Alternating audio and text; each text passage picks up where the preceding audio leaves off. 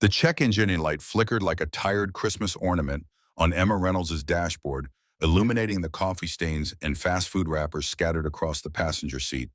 She'd been ignoring that light for 3 weeks now, the same way she'd been ignoring the unpaid electric bill tucked inside her sun visor, the same way she'd been ignoring the hollow feeling in her stomach that had nothing to do with missing breakfast. The garage she worked at wasn't much bigger than a double-wide trailer, and the owner had installed a second lift last month, making it nearly impossible for her to work on anything larger than a compact. As she pulled into the empty parking lot, a white envelope fluttered beneath her windshield wiper like a surrender flag. Another late notice, another problem to solve. Emma slid the envelope into her jacket pocket without opening it, her calloused fingers catching on the worn denim. The small gold band she still wore on her right hand gleamed dully in the early morning light, a reminder of promises made and futures lost. 2 years had passed since the military chaplain had knocked on her door, his face a mask of practiced sympathy as he delivered the news about Jake's helicopter crash in the mountains of Afghanistan. Inside the garage, the familiar smell of motor oil and metal shavings greeted her like an old friend. She flicked on the fluorescent lights, their persistent buzz, a counterpoint to the silence. Her toolbox, Jake's toolbox, really sat in the corner, red paint chipped from years of use, his name still visible on the side in permanent marker. She ran her fingers over the letters before popping the latches. The sound of an expensive engine cut through the morning quiet. A black Cadillac Escalade pulled into the lot, its chrome wheels catching the sunrise. Frank Donovan stepped out, his Italian leather shoes incongruous against the oil-stained asphalt. As the owner of Donovan's Garage and 3 other businesses in Maple Hollow, he carried himself with the assurance of a man who was used to being listened to. His position on the town council only reinforced that confidence. Frank's gaze swept over Emma's threadbare jacket, lingering just a moment too long on the grease stains that no amount of scrubbing would remove.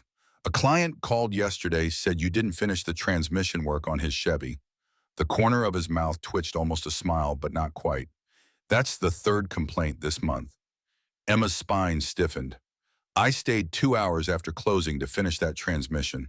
Maybe if I had decent equipment to work with instead of tools from the Stone Age, I'd work faster. Frank's expression didn't change, but something hardened in his eyes. This isn't a charity, Emma.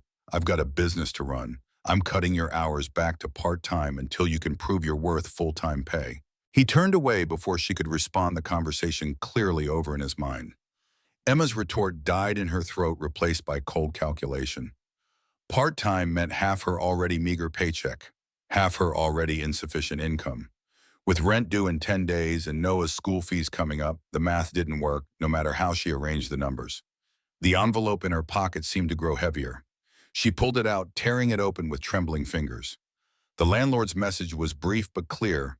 Rent was increasing by $200 starting next month due to market adjustments. A bitter laugh escaped her lips, echoing in the empty garage. Market adjustments. As if the trailer park on the edge of Maple Hollow was suddenly prime real estate. She crumpled the notice in her fist muscles, tightening with the urge to throw something, to break something, to make some external object reflect the shattering she felt inside. Instead, she smoothed the paper out and folded it carefully, tucking it back into her pocket. Noah would be waiting for his breakfast when she got home, his 8-year-old optimism a lifeline she couldn't afford to let go of. The morning passed in a blur of oil changes and brake jobs, her mind elsewhere as her hands worked through familiar motions. The garage phone rang just before noon, the school secretary's voice tinged with irritation. Noah had fallen asleep in class again. Was everything all right at home? Emma assured her. Everything was fine, knowing the lie was transparent, but unable to offer anything else. When her lunch break came, Emma didn't head to the diner like usual. Instead, she drove to Noah's school, finding him alone on the playground bench, a sketchbook open on his lap. He didn't notice her approach, absorbed in his drawing of what appeared to be an elaborate aircraft with impossible wings and too many engines. Emma sat beside him, her work shirt stiff with dried sweat. Dad would have loved this one, she said, tilting her head to get a better look at the drawing. Noah's pencil paused mid-stroke. He looked up, his eyes. Jake's eyes serious behind glasses that were slightly too big for his face. I had the dream again last night, the one where Dad's flying and he waves at me from the cockpit. Emma swallowed hard, ignoring the ache that bloomed in her chest whenever Noah talked about Jake. That's a good dream to have. Noah flipped out back a few pages in his sketchbook, revealing several variations of the same aircraft. I think this is what his helicopter looked like. I looked it up in a book. The detailed rendering of the Black Hawk helicopter was surprisingly accurate for an 8-year-old down to the twin turboshaft engines and the main rotor assembly. Jake would have been impressed. He had always been the one with the technical mind, the one who could look at a machine and understand its soul. Noah closed the sketchbook, his small fingers tracing the worn edges. Ms. Winters says I need to pay more attention in class, but I already know all the stuff she's teaching. Emma brushed a lock of hair from his forehead, noticing he needed a haircut, another expense she'd have to figure out. You still need to listen, buddy, even if you know it already. The school bell rang, signaling the end of lunch period. Noah's shoulders slumped slightly as he gathered his things. As he stood to go, he hesitated. Are we going to have to move again? The question caught Emma off guard. She hadn't mentioned the rent increase or her reduced hours. Noah had always been perceptive, sensing the undercurrents of adult worry that flowed beneath their daily lives. I don't know yet. I'm working on it. She watched him trudge back into the school building, his backpack a hand-me-down from the church donation bin, hanging loosely from one shoulder. The weight of responsibility pressed down on her, heavier than any engine block she'd ever lifted. Back at the garage, Emma worked mechanically, her body going through the motions, while her mind raced through options that dwindled with each passing hour. By the time she locked up at 5, she had decided to look for a second job, maybe waitressing at the diner on weekends. It wouldn't be enough, but it might close the gap. She stopped at the grocery store on the way home, scanning sale items and calculating cost per ounce as she moved through the aisles. At the checkout, she handed over coupons clipped from Sunday's paper, ignoring the impatient sighs from the customer behind her. Every dollar mattered now. The community bulletin board near the exit caught her eye as she left, plastered with the usual notices: Lost Pets Yard Sales, Church Socials. A bright yellow flyer stood out among the faded papers, its bold type declaring County Auction across the top. Emma would have walked past, but a smaller listing at the bottom of the page made her pause. Abandoned dairy barn as is, $500 minimum bid.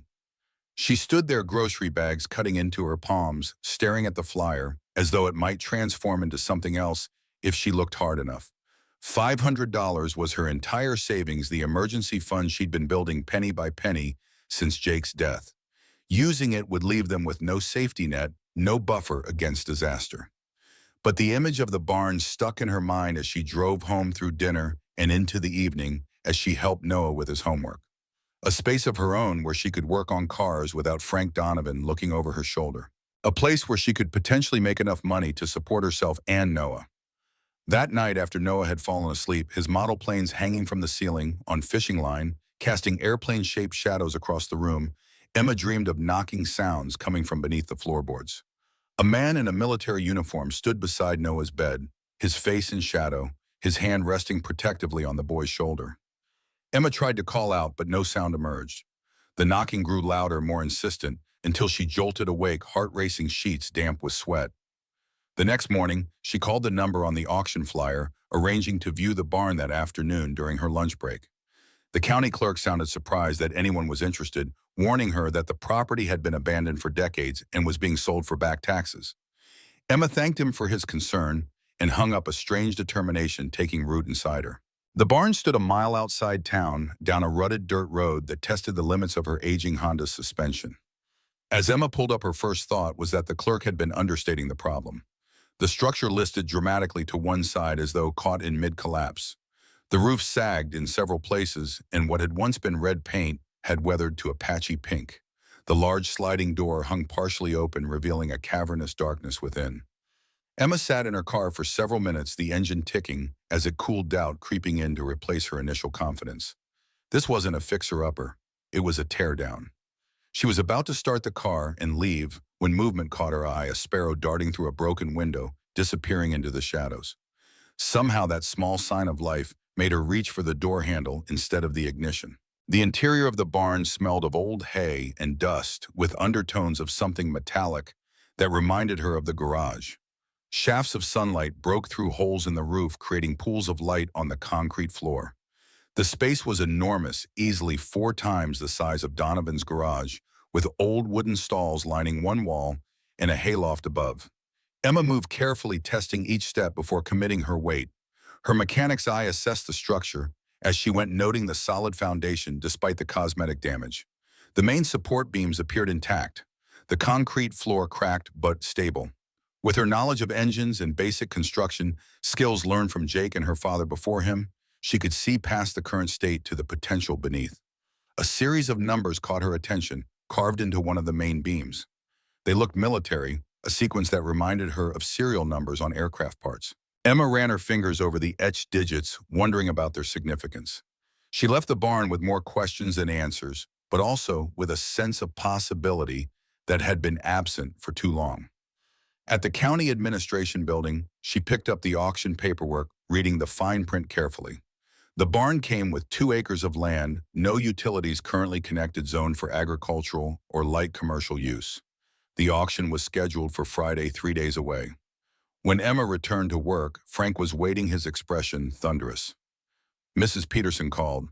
Said you never showed up to look at her car. His voice was dangerously quiet. I don't pay you to take 2-hour lunch breaks. Emma had completely forgotten about the appointment, her mind consumed by the barn. I'm sorry, it won't happen again. Frank's eyes narrowed. You're right, it won't, because you're fired. Clear out your tools by the end of the day. The words hit like physical blows, but Emma didn't flinch. She'd been expecting this in a way, had sensed Frank looking for a reason. She nodded once, turned on her heel, and began packing her toolbox with methodical precision, ignoring the burning in her eyes. That evening, Emma sat at her small kitchen table surrounded by bills and the auction paperwork, trying to make the numbers work. Without her job at the garage, the barn wasn't just an opportunity, it was their only option. She could sell her car, use that money to live on while she set up a small repair business. It was a risk, the kind of gamble that could either save them or sink them deeper. The sound of sock feet on linoleum alerted her to Noah's presence. He stood in the doorway in his astronaut pajamas, hair tousled from sleep. His gaze took in the papers spread across the table, understanding dawning in his young face. You lost your job. It wasn't a question. Emma nodded, not trusting herself to speak. Noah approached, picking up the auction flyer she'd brought home. Is this our new house? His finger traced the outline of the barn in the grainy black and white photo. Emma started to explain that it wasn't a house, that it was just an old barn she was thinking about buying for a garage, but Noah's expression stopped her. He wasn't seeing the dilapidated structure in the photo. He was seeing an adventure, a fresh start. I could have my own room, he said, excitement building in his voice. And you could have your own garage like you've always wanted. We wouldn't have to answer to anybody. The simplicity of his vision, the purity of his optimism, brought a lump to Emma's throat. Maybe she managed. It needs a lot of work. Noah's face lit up, his smile revealing the gap where he'd recently lost a tooth. We can fix it together. I'm good at helping. Remember when we fixed the sink? Emma remembered the flooded bathroom, the improvised repair with parts from the hardware store, Noah handing her tools with solemn concentration. It had taken 3 attempts, but they'd managed it without calling the landlord. Jake would have been proud. With Noah's unexpected enthusiasm bolstering her resolve, Emma made her decision. The next morning, she withdrew her entire savings, 5 crisp $100 bills, and submitted her bid for the barn. The clerk raised his eyebrows, but processed the paperwork without comment. When Emma shared her plan with her mother over coffee that afternoon, the response was predictably negative. You're throwing good money after bad, her mother insisted, stirring sugar into her cup with sharp, agitated movements. That place has been falling down since I was a girl. What are you going to do with a broken-down barn? Emma explained her idea of starting her own repair business, of being her own boss, but her mother's expression remained skeptical. Dreams don't grow in dead places, Emma. That barn's been empty for a reason. The same sentiment echoed throughout the week as word spread through Maple Hollow's gossip network. Emma's former co-workers shook their heads when they saw her at the diner. Her landlord smirked when she gave notice on their trailer. Even the bank manager denied her application for a small business loan, citing insufficient collateral and questionable business viability. By Friday morning, Emma's determination had hardened into something inflexible and bright like metal forged in fire. She dressed with care in her cleanest jeans and a button-up shirt that had belonged to Jake, its sleeves rolled to hide their length. Noah insisted on coming with her to the auction, claiming it was more important than school. For once, Emma didn't argue. The county courthouse steps were crowded with the usual auction attendees, property developers, farmers looking to expand their holdings, curious locals with nothing better to do. Emma clutched her envelope of cash, Noah's small hand warm in her other palm. She felt eyes on them, heard the murmurs as they took their place. Frank Donovan stood near the front, deep in conversation with a man in an expensive suit. When he spotted Emma, surprise flashed across his face, quickly replaced by amusement. He nudged his companion, nodding in her direction with a smirk. The auctioneer began with foreclosed residential properties, working through his list with practiced efficiency. Emma's heart pounded harder. With each item, sold her palms growing damp around the envelope. Noah sensed her tension, squeezing her hand in silent support. When the dairy barn finally came up, the auctioneer's description was brief and unflattering. Next item, lot 17, abandoned dairy barn on Miller Road, 2 acres, no utility structure, in poor condition. Opening bid $500. Do I have 500? Emma raised her hand immediately. The auctioneer nodded, his gaze already moving on, clearly expecting more bids for even this undesirable property. But the crowd remained silent. After an uncomfortable pause, he repeated, $500 going once. Frank Donovan stepped forward, his voice carrying easily across the courthouse steps. 600. Emma's heart sank. She had nothing more to offer, no way to counter his bid. Noah looked up at her, confusion and disappointment clouding his face. The auctioneer nodded. 600, do I hear 7? Emma's shoulders slumped in defeat. Then a small voice piped up beside her. I have $27.42. Noah held up a wrinkled envelope, his savings from birthdays and chores carefully counted and recounted over months. A ripple of uncomfortable laughter moved through the crowd. Frank's smirk widened as he caught Emma's eye, a look that said he was enjoying her humiliation. The auctioneer cleared his throat, unsure how to proceed with the child's earnest bid. Before he could speak, another voice called out from the back of the crowd, I'll add 400 to the boy's bid. Heads turned to find the source, an elderly man, leaning on a cane, his weathered face set in stubborn lines. Emma recognized Walter Thornton, Maple Hollow's oldest resident, though she'd never spoken to him. That's $827.42, the old man clarified, his voice stronger than his fragile appearance suggested.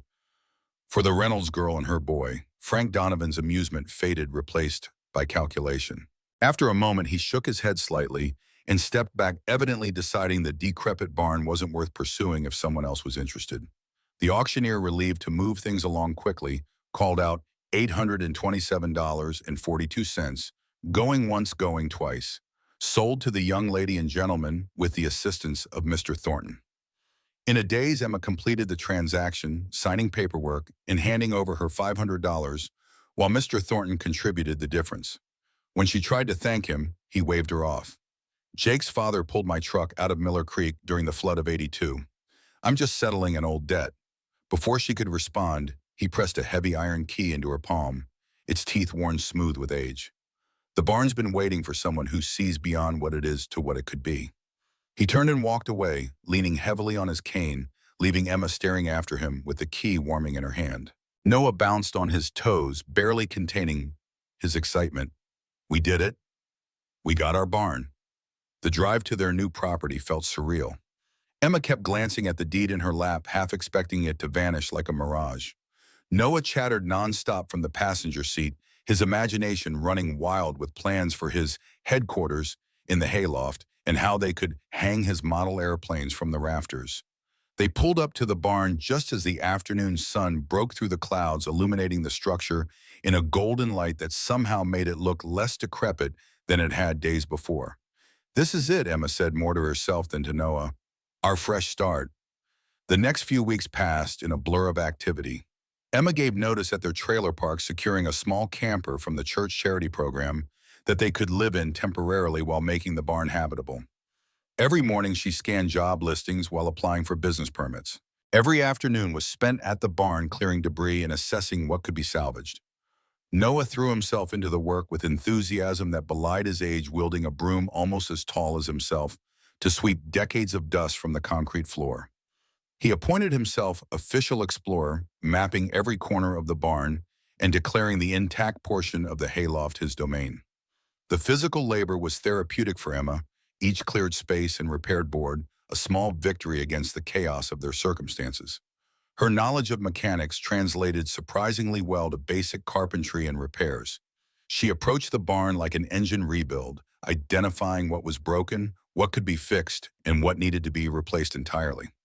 Frank Donovan drove by, occasionally slowing his Escalade to watch their progress with undisguised skepticism. Word around town was that he'd been considering the property for additional storage space before Emma acquired it. His casual dismissals of her efforts, loudly voiced at the diner and town council meetings, only strengthened her resolve. By the end of the third week, they had cleared enough space in the barn to set up a rudimentary living area. The camper remained their sleeping quarters, but Emma installed a salvaged wood stove in the barn for warmth during the day. Noah helped her hang tarps over the worst of the roof leaks, a temporary solution until she could afford proper repairs. One evening, as sunset painted the interior of the barn in warm amber light, Emma sat on an overturned crate watching Noah fly his favorite model airplane, a detailed replica of his father's helicopter that Jake had helped him build before his last deployment. The boy made banking turns and diving runs, providing his own sound effects as the model swooped through shafts of dusty sunlight. "I think Dad would have liked this place," Noah said, executing a perfect loop with the model. "He always said he wanted a big workshop someday." Emma nodded, unable to speak past the sudden tightness in her throat. Jake had dreamed of opening his own helicopter tour business after retiring from the military, had talked about teaching Noah to fly when he was old enough. Those dreams had died in the mountains of Afghanistan, leaving Emma to carry what remained. The model aircraft made one final banking turn before Noah lost control. It spiraled downward, disappearing through a narrow crack between two floorboards near the back of the barn. Noah's cry of dismay echoed in the cavernous space as he ran to the spot, dropping to his knees. "It's gone," he wailed, peering into the dark crack. "Dad helped me build that one." Emma knelt beside him, shining her phone's flashlight into the gap. The crack was too narrow for her arm, the darkness below impenetrable beyond the first few inches. "I can't see it, but we'll get it back. We just need to pry up one of these boards." She retrieved a crowbar from her toolbox, wedging it into the seam between two warped planks. As she applied pressure, Noah watched with anxious intensity, his small hands clenched into fists. The first board came up with surprising ease, releasing a puff of ancient dust that made them both cough. Emma levered up a second board, creating an opening large enough for her to reach through. "The model should be right here," she said, stretching her arm into the space. But instead of touching concrete as expected, her hand met only empty air. Frowning, she extended her reach further, feeling nothing but cool, damp emptiness below. Noah's curiosity momentarily eclipsed his distress over the lost model. "What's down there?" Emma retrieved her flashlight, aiming the beam into the opening. Instead of the expected crawl space or dirt foundation, the light revealed what appeared to be a constructed chamber at least 6 feet below the barn floor. The beam caught the gleam of metal, what looked like the top rungs of a ladder fixed to one wall. "That's weird," Emma murmured, adjusting the light to see more. The barn's blueprints had shown a standard concrete foundation, not a subterranean room. "This isn't on any of the plans." Noah's eyes widened with the unlimited imagination of childhood. "It's a secret bunker like in my Captain Valor comics." Emma was more cautious, her mind cycling through practical concerns, structural integrity, potential hazards, the possibility of caves or sinkholes beneath the property. But curiosity pushed aside her reservations. She pried up additional floorboards, creating an opening about 3 feet square. The expanded view confirmed her initial impression. This wasn't natural empty space, but a deliberately constructed chamber with brick walls and what appeared to be electrical conduit running along one side. The latter was industrial grade, its metal rungs bolted securely into the brick. "Did you know this was here?" Noah asked, his voice hushed with wonder. Emma shook her head, equal parts concerned and intrigued. "I don't think anyone knew. At least no one mentioned it." She tapped her boot against the surrounding floorboards, noting the hollow sound that extended several feet in each direction. "This isn't just a small cellar. There's a significant space down there." Noah was practically vibrating with excitement. "We have to explore it. It could be pirates' treasure or a mad scientist's laboratory." Emma smiled despite her uncertainty. "This far from the ocean, I doubt there are pirates in Montana." As for mad scientists, she let the sentence hang, unwilling to dampen his enthusiasm, while also hesitant to descend into an unknown space beneath a structurally questionable barn. Practical concerns eventually won out over caution.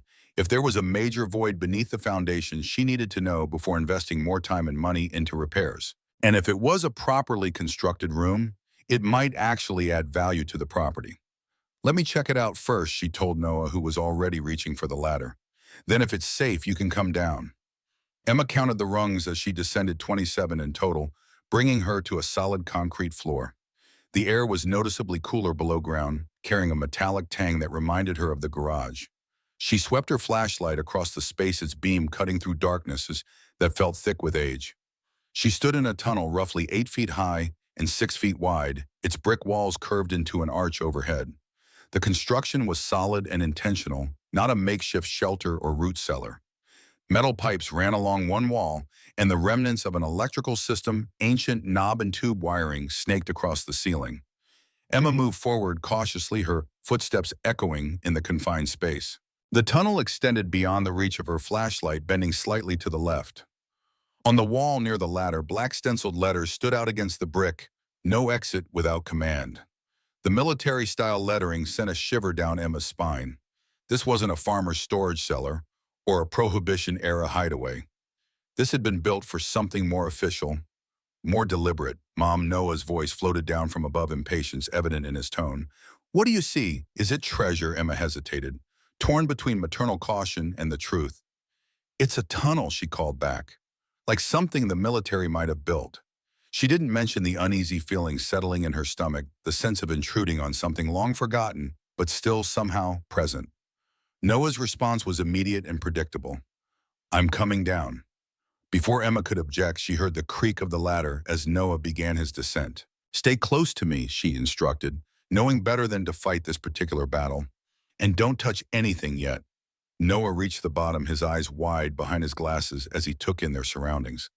"It's like Captain Valor's secret headquarters," he whispered, awe in every syllable. The flashlight beam reflected off his lenses as he turned to examine the tunnel. "Look, there's writing on the walls." Emma followed his gaze to another stenciled message: "Secure communications only." Further along, a series of numbers and letters had been hand-painted in a different style. B-17F, number 412452. "Dad showed me pictures of B-17s, Noah exclaimed, recognizing the aircraft designation. "They're the big bombers from World War II with 4 engines and lots of guns."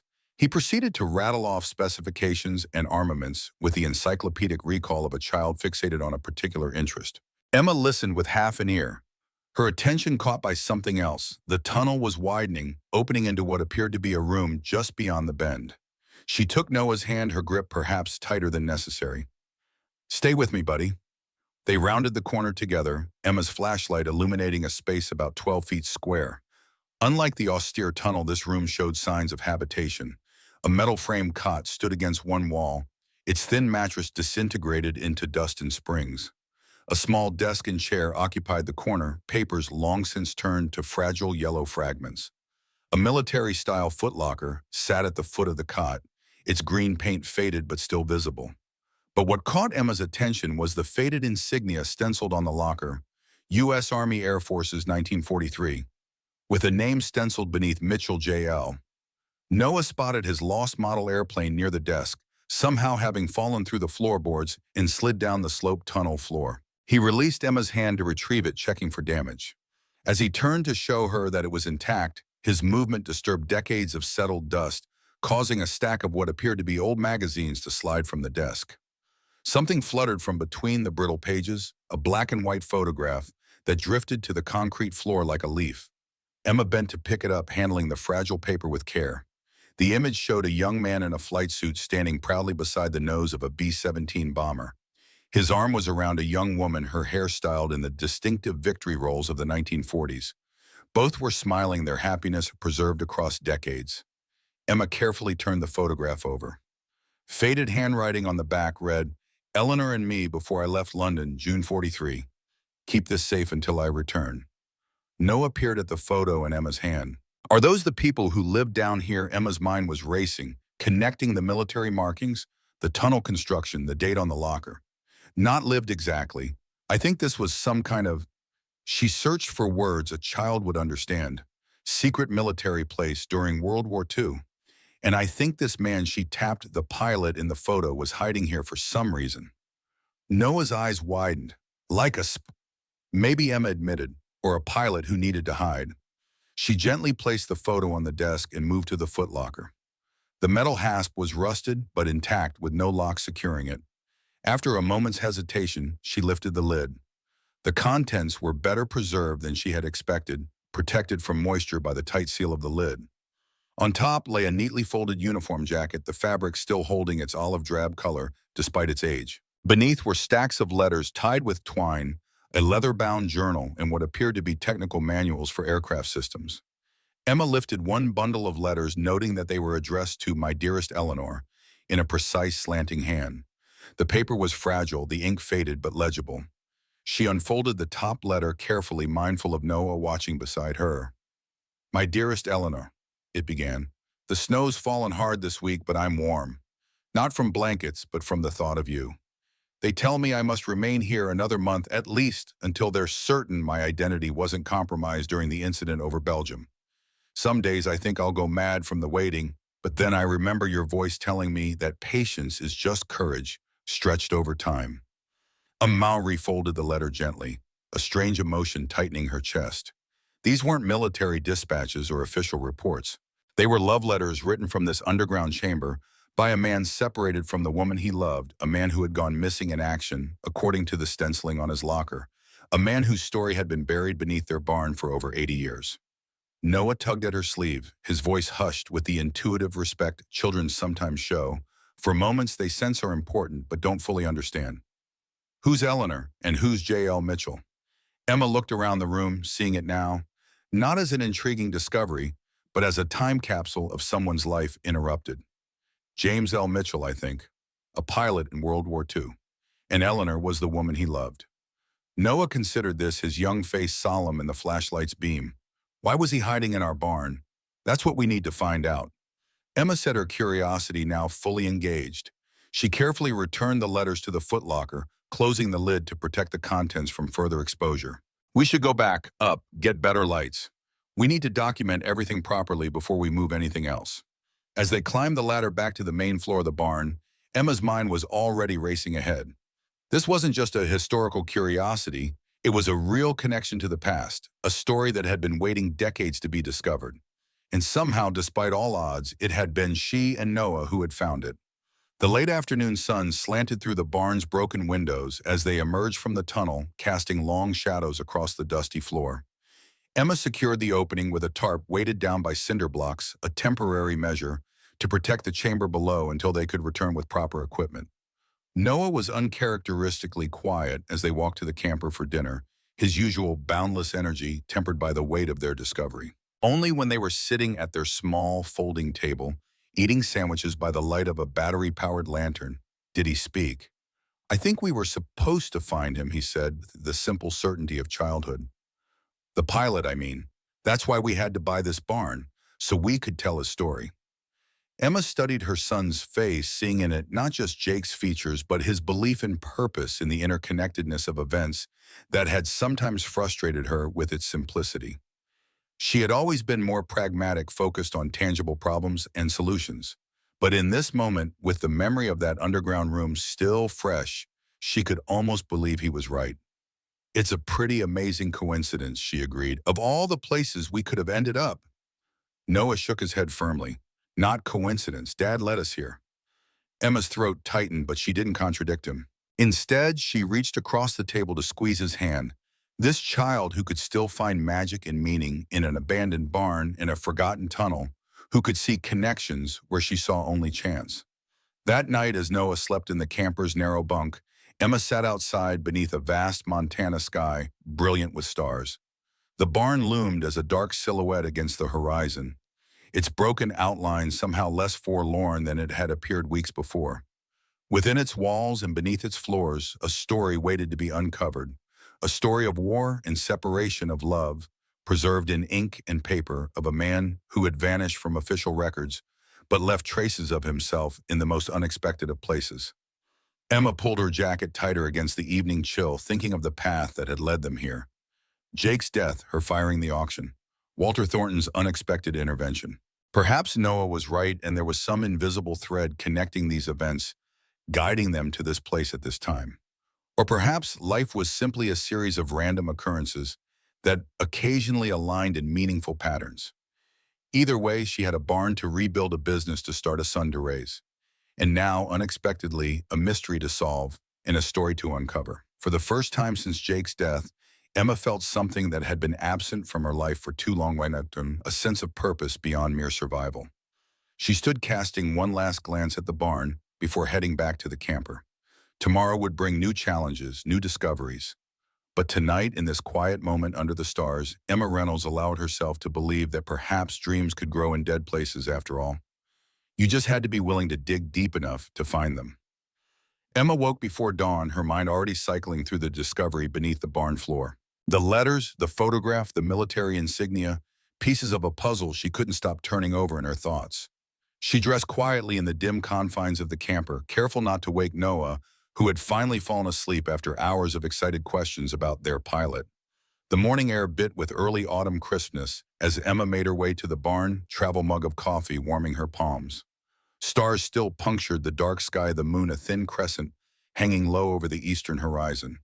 She'd always been comfortable in these pre-dawn hours when the world felt empty and possibilities seemed to expand in the silence. Using her phone's flashlight, Emma navigated through the barn to the opening in the floor. She removed the tarp and cinder blocks, the sound echoing in the cavernous space. The ladder waited below like an invitation or a warning. She hesitated only briefly before descending once more into the darkness. With better preparation this time, a proper flashlight, a battery-powered lantern, and a small digital camera borrowed from Noah's school project supplies, Emma set about documenting the underground chamber methodically. She photographed everything: the stenciled military markings, the layout of the room, the contents of the footlocker, each letter and document. The engineer in her needed to understand the mechanics of this place, its purpose, its design. The tunnel construction suggested military precision, not hastily assembled, but built to last. The electrical conduits, though ancient, had been installed with professional skill. This was no farmer's improvised shelter. The government, or someone with significant resources, had created this space deliberately. Emma set up the lantern on the desk, its glow transforming the austere chamber into something almost domestic. Dust motes danced in the light, and for a moment she could almost see the ghost of James Mitchell, sitting at the desk, pen in hand, writing to his Eleanor by the glow of an oil lamp. She turned her attention to the footlocker, carefully removing its contents and arranging them on the cot. The uniform jacket, when unfolded, revealed captain's bars on the shoulders and wings over the breast pocket. A small notebook contained what appeared to be technical drawings of aircraft components, interspersed with coded sequences that meant nothing to Emma. The stack of letters beckoned, their yellowed edges and faded ink a tangible connection to the past. Emma selected one from the middle of the bundle, unfolding it with careful fingers. "My dearest Eleanor," it began like the first. "I heard coyotes last night, their cries echoing across this vast Montana emptiness. Strange to think that while I'm hidden away here, nature continues undisturbed. The war feels distant, though its shadow follows me, even to this remote corner of our country. Captain Reed visited yesterday, bringing news that makes my blood run cold. The mission wasn't just compromised, it was betrayed. Someone knew we were coming. The question that keeps me awake is who and how many died because of it." Emma refolded the letter, her heartbeat quickening. This wasn't just a love story. It was something darker, more complex. A betrayed mission, a hidden pilot, a purpose for this underground chamber that went beyond mere secrecy. She selected another letter, this one dated October 19. "The waiting continues. Reed says they are close to identifying the source of the leak, but until then, I remain the ghost of James Mitchell, officially missing in action, unofficially buried in paperwork and suspicion.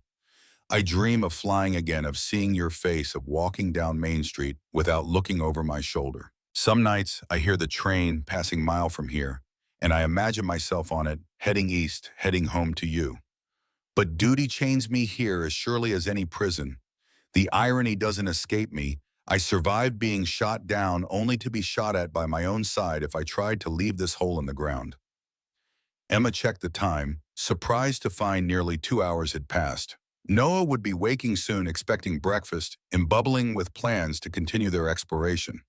She carefully repacked the footlocker, making sure everything was returned to its original position, a habit ingrained from years of mechanical work. Parts belonged in their proper places. As she rose to leave, something caught her eye, a slight discoloration in the brick near the corner of the room. Closer inspection revealed a loose brick that shifted under her touch. Emma wiggled it free, revealing a small cavity behind. Inside lay a slim metal container, roughly the size of a cigarette case. She pried it open to find a worn leather-bound code book, the pages filled with columns of 5-letter groups paired with their translations. Emma's pulse quickened. A military cipher key, exactly the sort of thing that would be hidden separately from other documents for security. She tucked the code book into her jacket pocket, replaced the brick arm, and climbed the ladder back to the barn's main floor. Noah was waiting still in his pajamas, his hair sticking up at odd angles. His eyes widened at the sight of the digital camera in Emma's hand. "You've been down there already."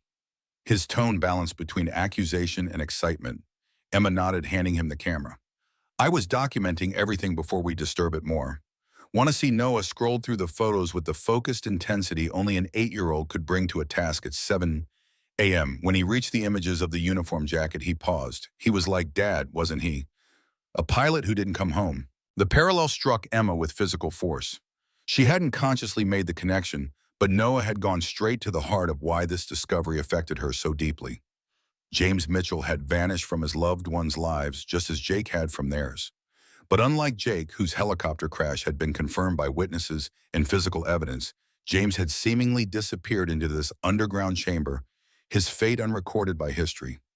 "It's not the same, buddy," she managed after a moment. "Dad didn't come home because he couldn't. We don't know Captain Mitchell's whole story yet." Noah looked up from the camera, his expression serious beyond his years. "That's why we have to find out, so we can tell Eleanor what happened to him." Emma didn't have the heart to explain that Eleanor, like James, had almost certainly passed away decades ago. Instead, she ruffled Noah's hair and suggested breakfast before their next expedition underground. By mid-morning, they had established a makeshift research station in the tunnel room. Noah had brought his sketchbook and colored pencils, meticulously copying the insignia from James's uniform and the serial number of his aircraft. Emma focused on the letters, arranging them chronologically based on their dates. The picture that emerged was both clearer and more complex than she had initially assumed. James Mitchell had been a B-17 pilot shot down over Belgium in early 1944 during a reconnaissance mission. He had survived evaded capture and been brought back to the United States through covert channels. But rather than being celebrated, he had been hidden away in this underground chamber while military intelligence investigated a suspected leak that had compromised his mission. The later letters revealed increasing frustration and isolation. James wrote about Reed's visits, becoming less frequent, about his suspicions that he had been forgotten by the military brass, about his fears that Eleanor would eventually give up hope of his return. The last dated letter was from December 1944, its tone more desperate than its predecessors. Noah, meanwhile, had discovered something Emma had overlooked: faint pencil markings on the tunnel wall near the entrance. Under the beam of his flashlight, held at an angle to catch the shallow indentations, a series of dots and dashes became visible. Morse code. "Mom, look." Noah's voice carried the thrill of discovery. He traced the markings with his finger. "I think it says..." He consulted a Morse code chart he'd drawn in his sketchbook, laboriously translating symbol by symbol.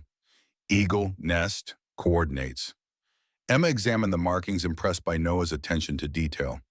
Most adults would have overlooked these faint scratches, dismissing them as ordinary wear in the old structure. But Noah, with his heightened awareness of patterns and his lower vantage point, had spotted what she had missed. Below the words was a series of numbers that appeared to be latitude and longitude coordinates. Emma copied them into her phone, making a mental note to check them later. Another piece of the puzzle, another thread to follow. As noon approached, they reluctantly ascended to the barn's main floor, eyes adjusting painfully to the daylight streaming through the broken windows. Emma had job applications to complete, and Noah had a book report due Monday. Real life continued its demands regardless of historical mysteries. But the mystery of James Mitchell had lodged in their minds, impossible to dislodge. While Emma filled out online forms for mechanic positions at auto shops in neighboring towns, her thoughts kept returning to the codebook in her jacket pocket and the coordinates Noah had found. When Noah should have been reading his assigned chapter of Charlotte's Web, He was instead sketching B-17 bombers and men in flight suits. By mid-afternoon, Emma's applications were submitted. Noah's reading was at least partially completed, and both were drawn back to the barn like iron filings to a magnet. This time, Emma brought her laptop connecting to the weak cell signal to search for information about James Mitchell and the Eagle's Nest coordinates. The coordinates led to a location approximately 30 miles west of their barn, a remote area in the foothills that maps showed as largely uninhabited. A search for James L. Mitchell pilot World War II yielded sparse results, a mention in a squadron roster, a brief entry in a database of missing airmen, a footnote in a scholarly article about reconnaissance missions over Belgium. All confirmed what the letters had suggested, that Captain James L. Mitchell had been declared missing in action in January 1944. His body never recovered. Emma expanded her search, looking for information about secret military facilities in Montana during World War II. The results were surprisingly plentiful. Montana's remote landscape had made it ideal for training bases, POW camps, and more classified operations. One article mentioned a network of safe houses for injured airmen, especially those involved in sensitive operations who needed to recover away from public view. Noah, reading over her shoulder, pointed to a paragraph about a legendary network of tunnels allegedly built beneath various properties. Most historians dismissed these as rural myths, but some eyewitness accounts persisted, describing underground chambers similar to the one beneath their barn. As Emma delved deeper into her research, a notification popped up on her laptop, a reminder of tomorrow's meeting with the bank manager to discuss a small business loan for her planned garage. The real world intruded again, pulling her attention from 1944 back to 2025 and their precarious financial situation. Emma closed the laptop with reluctance. The mystery of James Mitchell would have to wait while she secured their future.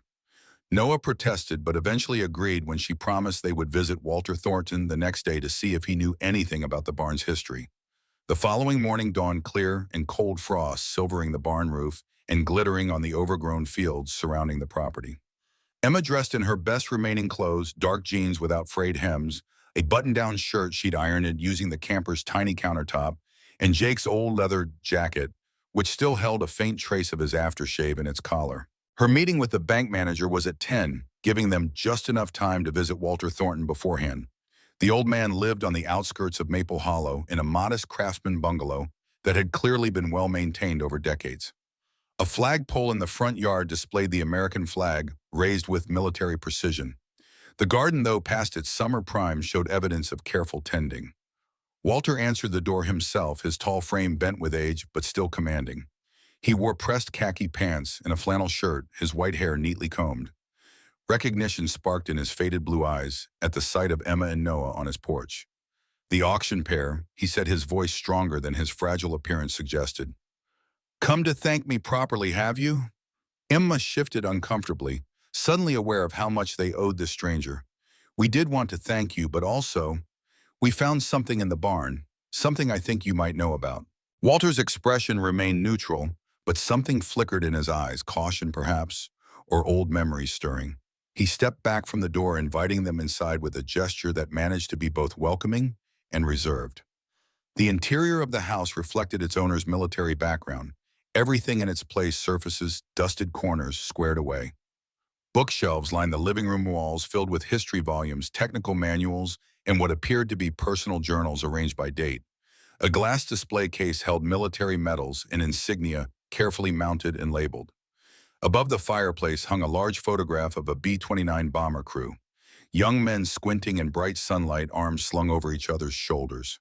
Noah gravitated immediately to the display case, pressing his nose against the glass to examine the medals. Emma watched as Walter's weathered face softened at the boy's enthusiasm. "He's got his father's curiosity," Walter observed. "And your mother's mechanical mind, I'd wager." Emma startled at the mention of her mother. "You knew my mother?" Walter lowered himself carefully into a well-worn armchair, gesturing for Emma to take the sofa. "Your grandfather, actually. He worked at the railroad yard during the war. Good man with an engine." He nodded toward Noah, still absorbed in the metal display. "Your boy reminds me of him, same way of seeing patterns in things." Emma tried to reconcile this information with what she knew of her family history, which was admittedly little. Her mother rarely spoke of her own father, who had died before Emma was born. That you would remember him after all these years. Walter's laugh held more irony than humor. At my age, the past is often clearer than yesterday. Now tell me what you found in that old barn that brings you here with questions in your eyes. Emma hesitated, unsure how much to reveal.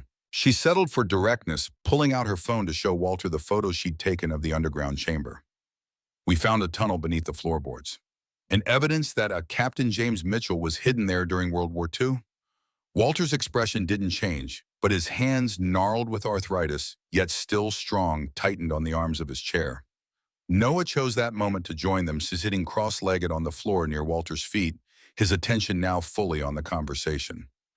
Captain Mitchell, Walter said finally, the name weighted with history.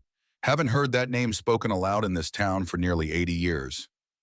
Emma leaned forward, pulse quickening. Then you did know about him? Walter's gaze shifted to the window, focusing on something beyond the glass, beyond the present moment. I was 13 when the war began, 20 when it ended. Old enough to notice things, young enough to be ignored by the adults. He turned back to Emma, his eyes sharp despite their cloudiness.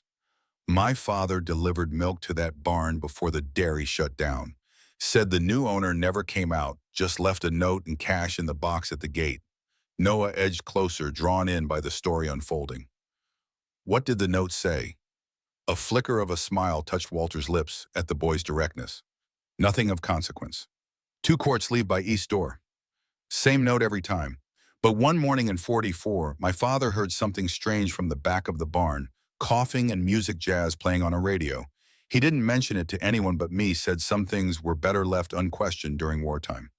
Walter pushed himself up from his chair with effort, crossing to one of the bookshelves. His fingers traced along the spines until he found what he sought, a thin volume bound in faded green cloth. He returned to his seat, opening the book to reveal not pages but a hidden compartment containing a yellowed newspaper clipping and a small photograph. The clipping was from the Maple Hollow Gazette, dated February 1944.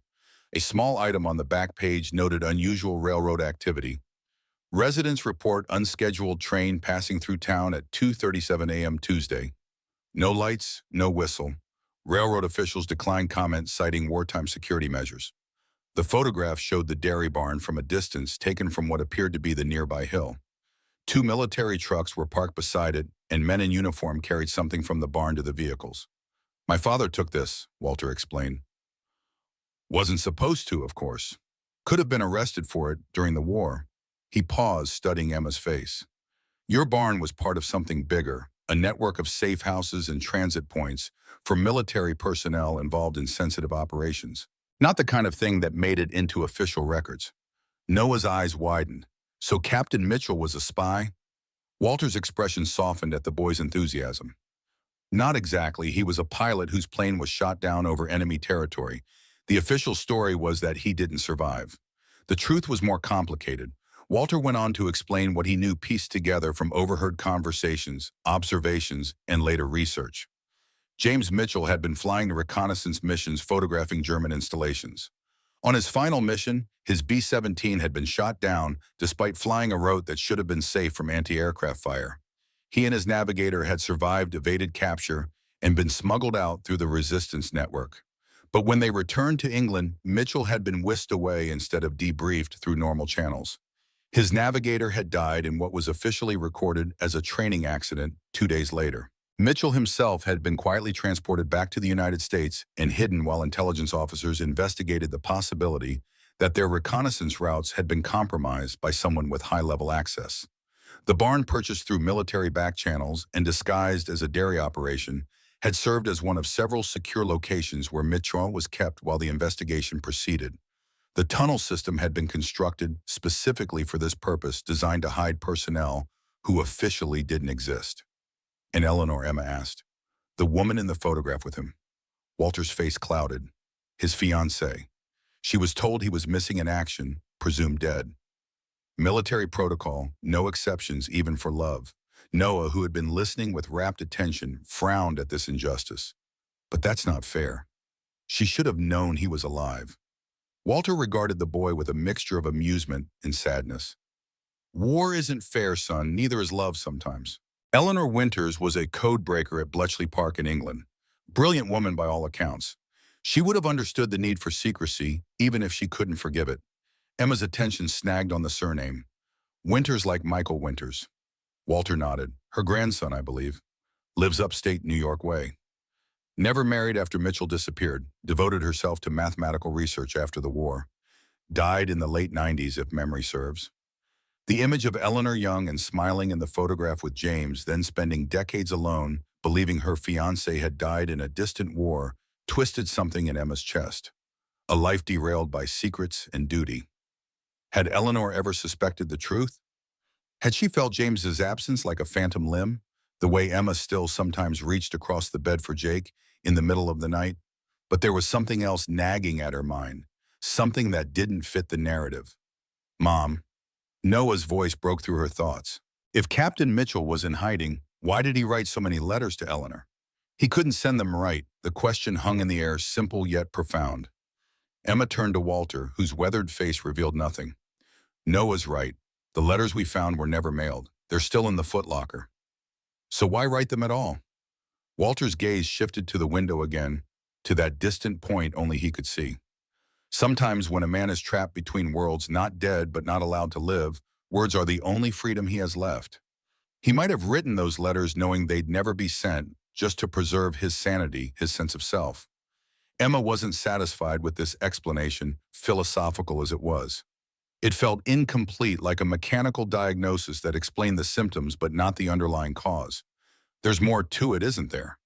The coordinates we found scratched in Morse code on the wall eagle's nest. The code book hidden in the brick. Walter's eyes snapped back to her face, suddenly sharp. You found a code book?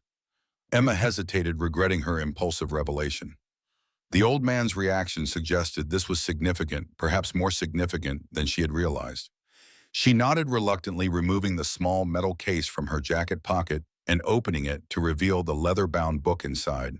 Walter didn't reach for it, but his gaze fixed on it with an intensity that made Emma uncomfortable. That's not a standard issue Army codebook, he said after a long moment. That's a specialized cipher key, the kind used for the highest level communications. Noah looked between the adults, sensing the sudden tension. Is that important? Walter's laugh held no humor. Important enough that men killed for less during the war. Important enough that it should have been destroyed, not hidden away in a tunnel wall. Emma closed the case, returning it to her pocket. Captain Mitchell must have had a reason for keeping it. Walter nodded slowly, his expression thoughtful. The last entry in his journal was December 1944. Right? He didn't wait for confirmation before continuing.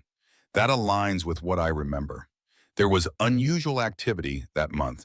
More vehicles at the barn, men in suits rather than uniforms. Then on Christmas Eve, a train stopped outside town. No one officially got on or off, but the barn was empty after that. No more notes for milk delivery. No more jazz music in the mornings. What happened to him, Noah asked, voicing the question that burned in Emma's mind. Walter spread his hands in a gesture of uncertainty. Official records never changed. Captain James L. Mitchell remained missing in action, presumed dead. The barn stood empty for years, then passed through various owners who used it for storage or let it rot. Whatever happened in that tunnel stayed buried, until now. Emma checked her watch, startled to see how much time had passed. Her bank meeting was in 20 minutes, a meeting that could determine whether she secured the loan needed to transform the barn into a viable business.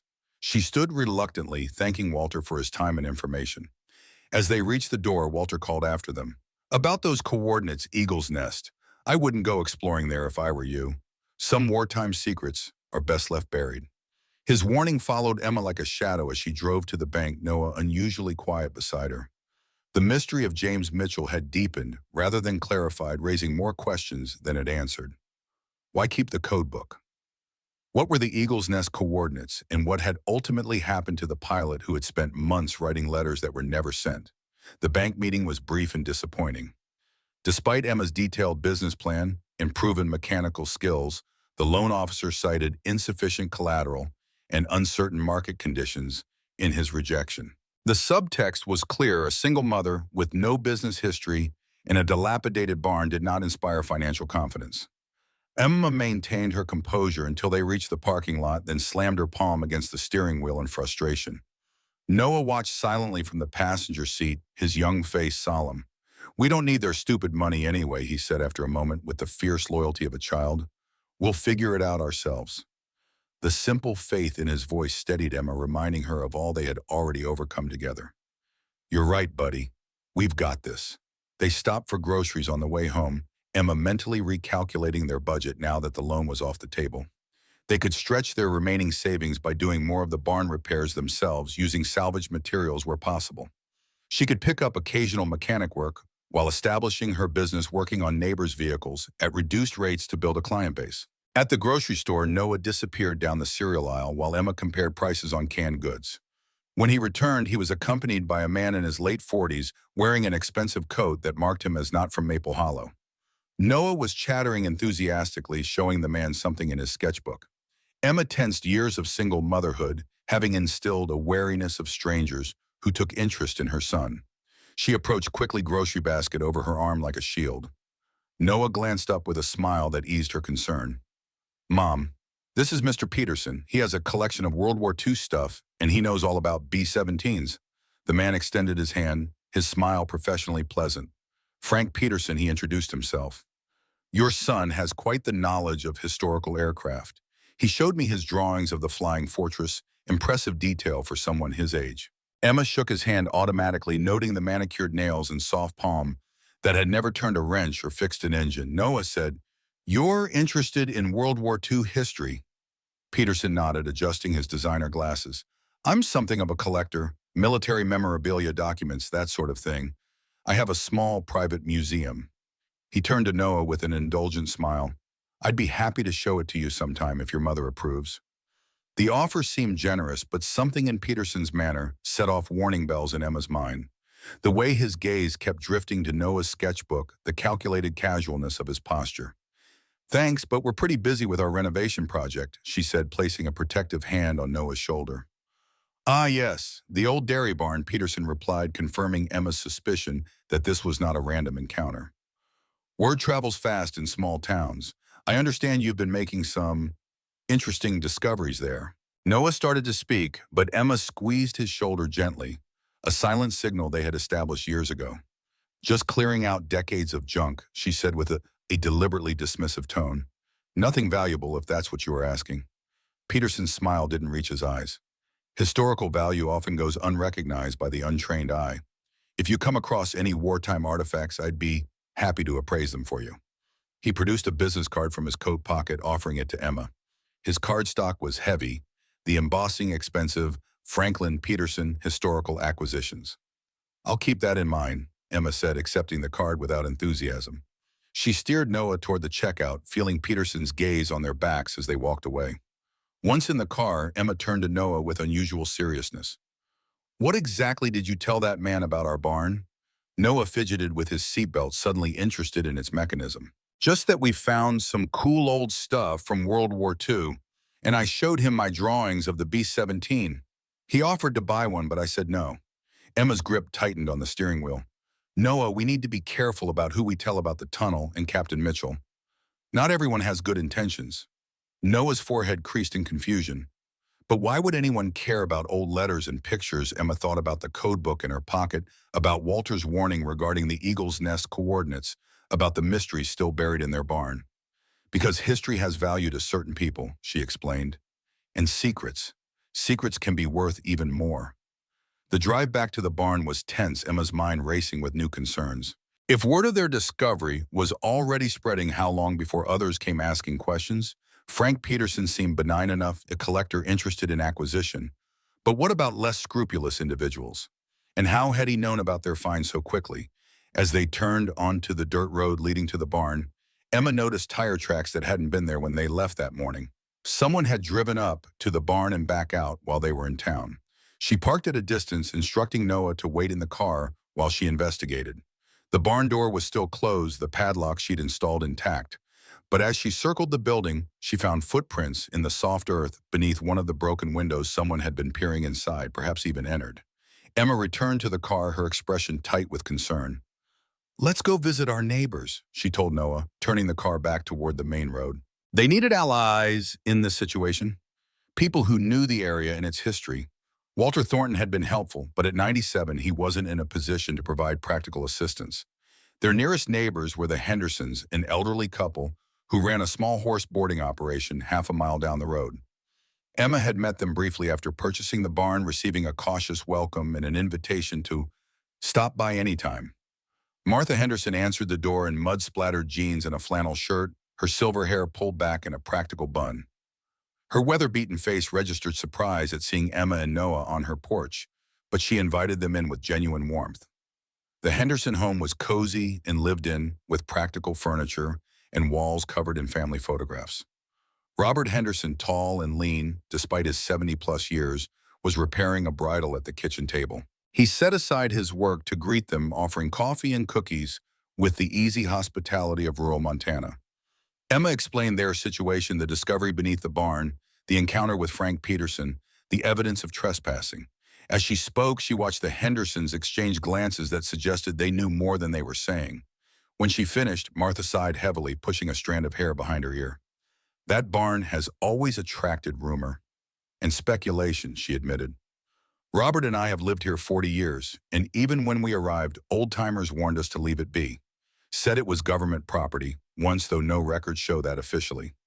Robert nodded in agreement, his gnarled hands curling around his coffee mug. As for this Peterson fellow, he's been sniffing around the area for months. Claims to be a collector, but there's something off about him. Too polished, too practiced. He offered us good money for an old map of the county that showed property lines from the 1940s. Emma leaned forward, interest piqued. Did you sell it to him? Martha snorted, a surprisingly delicate sound from such a practical-looking woman. Absolutely not.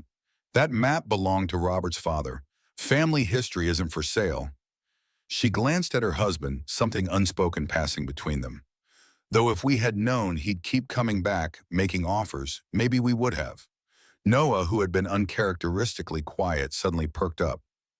Do you think he knows about the tunnel? And Captain Mitchell, Robert studied the boy thoughtfully, then looked at Emma. If what you found is what I think it is, then yes, people like Peterson have been looking for it for decades.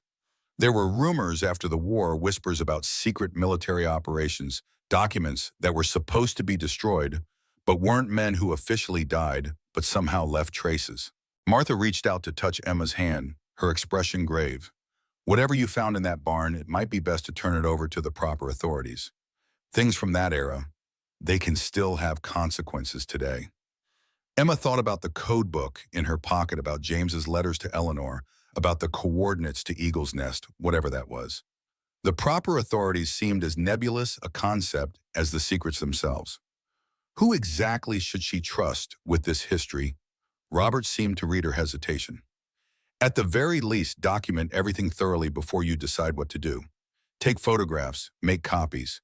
History has a way of disappearing when powerful interests get involved.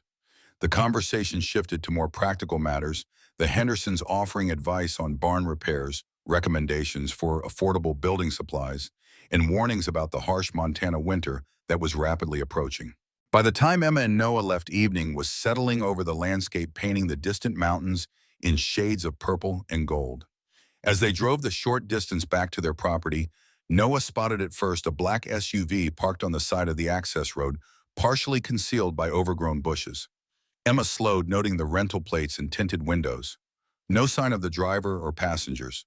They proceeded cautiously to the barn, Emma's senses heightened for any sign of intrusion. The padlock remained intact, but Noah discovered a new set of footprints beneath the same window where Emma had found them earlier. Someone was watching their property with increasing boldness. Inside the barn, everything appeared undisturbed. The tarp and cinder blocks covering the tunnel entrance were as they had left them. But a palpable tension had entered the space, the feeling of private sanctuary violated by unknown eyes. Emma made a quick decision, gathering their most valuable tools and Noah's belongings from the camper.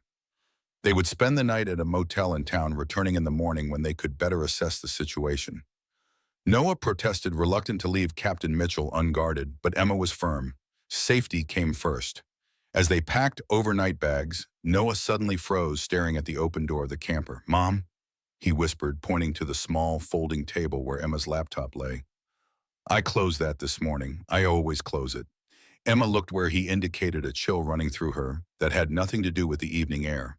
The laptop was indeed open, its screen dark but unmistakably raised. She approached, carefully examining it without touching.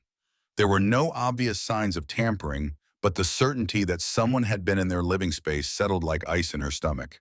They left immediately, driving into town as darkness fell completely. The small motel on the outskirts of Maple Hollow offered basic accommodations, clean, but dated with a flickering neon sign that cast intermittent red light through the thin curtains. Emma requested a room at the back, away from the road, paying cash for the night. Noah fell asleep quickly, despite the day's tensions. His resilience, one of the many qualities Emma treasured in her son. She sat at the small desk by the window, the code book open before her, James Mitchell's letters spread out in chronological order. Using her phone's flashlight to avoid waking Noah, Emma began the painstaking process of decoding sections of the letters that had initially appeared to be romantic ramblings, but now revealed themselves as something more. Phrases like "the snow's fallen hard this week" and "I hear coyotes at night" were actually coded references to troop movements and intelligence findings hidden in plain sight within seemingly innocent correspondence. The work was slow and mentally taxing. Emma had no training in cryptography, relying solely on the codebook and her natural aptitude for patterns. As midnight approached, her eyes burned with fatigue, but a picture was emerging from the decoded fragments. Something about a compromised operation codenamed Nightingale. Suspicions about a double agent within Allied intelligence, and repeated references to documentation hidden at Eagle's Nest that could expose the traitor. The final letter, dated December 24th, 1944, contained the most explicit message yet. "My dearest Eleanor, Christmas Eve," and still no word from Reed. "The walls of this underground purgatory close tighter each day. I've made my decision. By the time you read this, if you ever do, I will have retrieved the Nightingale files from Eagle's Nest. The evidence is clear, the traitor's identity unmistakable. I only pray I can get this information to the right people before it's too late. If I don't return, know that the codebook contains everything needed to understand what really happened in Belgium. Trust no one with a fox's smile." Emma sat back, mind racing with implications. James Mitchell hadn't been simply hiding in that tunnel. He had been investigating, gathering evidence, preparing to expose someone powerful enough to have him declared dead rather than risk what he knew.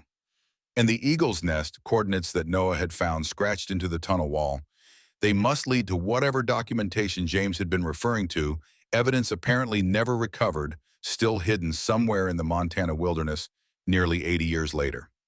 Emma gathered the letters and codebook, securing them in her backpack. Tomorrow they would return to the barn, but with a new purpose, not just to uncover James Mitchell's story, but to finish what he had started. Whatever had happened on Christmas Eve 1944, whatever truth had been buried with or without Captain Mitchell, it had set in motion events that were still unfolding today. As she finally lay down beside Noah, Emma's mind continued to race. Who was Frank Peterson really? Why was he so interested in their barn? And what would happen when they followed the coordinates to Eagle's Nest against Walter Thornton's explicit warning? Sleep came fitfully punctuated by dreams of underground tunnels, coded messages, and a man in a flight jacket writing letters by lamplight, waiting for a train that would carry him to his final mission. In the darkness of the motel room, past and present seemed to blur, as though time itself had become as permeable as the boundary between the barn floor and the secret chamber beneath. Emma woke at dawn, resolve hardening within her like steel being tempered. Whatever secrets lay buried in the mountains at the Eagle's Nest, coordinates whatever danger Peterson or others might present, she would not abandon the mission that fate had quite literally placed beneath her feet. James Mitchell had waited 80 years for his story to be discovered. Eleanor Winters had died never knowing the truth about her fiancé's disappearance. Emma, Reynolds Mechanic's single mother woman out of options, now held the key to unlocking a mystery that had remained sealed since World War II. She watched the sunrise through the motel window, the distant mountains gradually emerging from darkness into light. Noah slept peacefully beside her, his face relaxed in a way it rarely was during waking hours. Everything she did, every risk she took, was ultimately for him to provide security, stability, a future unburdened by the financial struggles that had defined her own life. But now there was something else driving her as well, a connection to James Mitchell and Eleanor Winters that transcended time and circumstance. They too had been separated by forces beyond their control, their future together stolen by war and secrecy. Emma couldn't change their past, but perhaps she could finally bring their story into the light, complete the mission that James had begun on a long ago Christmas Eve. The morning sun cast long shadows across the barn's weathered exterior as Emma's sedan crunched over the gravel driveway. After a restless night at the motel, they had made an early start, stopping at the hardware store on the outskirts of town before returning to the property. The events of yesterday, Peterson's unexpected appearance, the signs of surveillance, and Walter Thornton's warnings had crystallized into a sharp resolve. They wouldn't be driven away from uncovering James Mitchell's story. Noah clutched a paper bag containing their purchases, his expression unusually serious for an 8-year-old. The weight of their discovery seemed to have matured him overnight. Emma had decided against sending him to school today. Keeping him close felt safer given the circumstances. Motion-activated cameras, extra padlocks, and a prepaid phone, Emma recited, mentally reviewing their impromptu security measures. Not exactly Fort Knox, but it should give us some warning at least. Noah nodded in agreement, his eyes scanning the perimeter of the property with newfound vigilance.